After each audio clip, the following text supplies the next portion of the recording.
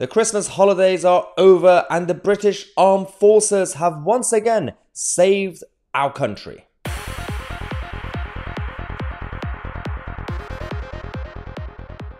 Happy New Year everybody, and welcome to the channel that challenges the mainstream media and the political establishment, from the left-wing nutters to the globalist elite.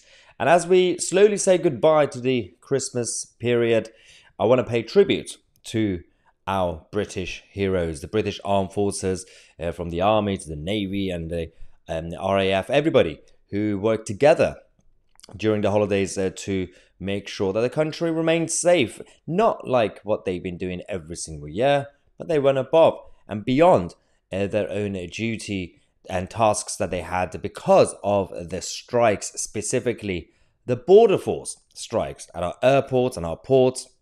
The problem we had was that a lot of these people thought that, well, the whole airport system will collapse and we could bring down the general public. This was the thought of the trade unions. They thought they could completely help collapse the system. In reality, the British Army and the rest of the armed forces came in and made everything so smooth. And the whole operation was perfectly run.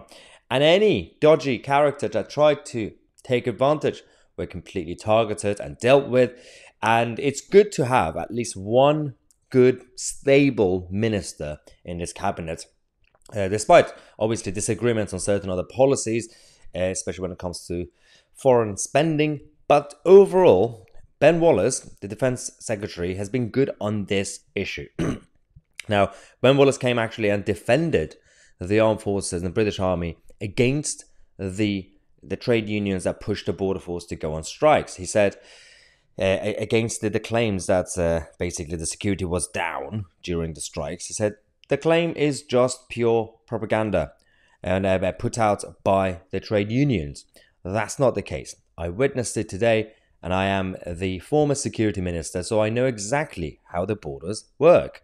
So I think that's just using propaganda to try to muddy the waters. He's absolutely spot on. He also continues by saying that the simple reality is our borders are safe and secure. Well, apart from Kent, apart from Dover. But yeah, okay, I get your point. Maybe you're talking about just the airports. But yeah, the borders are not secure. These individuals are members of the armed forces that come to help out when the strikes are on. They are coming out with a very straightforward function. And of course, they are backed up by computer systems and scans that allow us to identify people of worry coming into our country. So, yes, I agree with Ben Wallace. But the only issue I have is that this might be backfiring on us, because the fact that the trade unions failed with their operation to get the border force to bring down the system.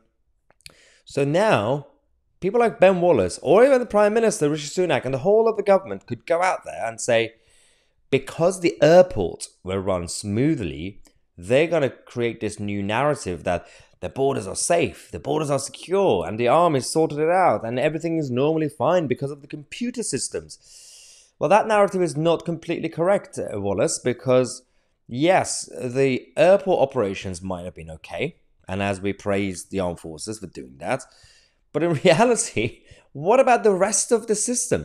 And I'm not just talking about the small boats not being able to be prevented from coming into Dover or the rest of Kent.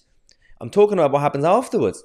The whole of the process, the whole of the targeting the bad apples and those who are definitely a risk to the national security that we have. But no, the narrative is now completely becoming pro-government.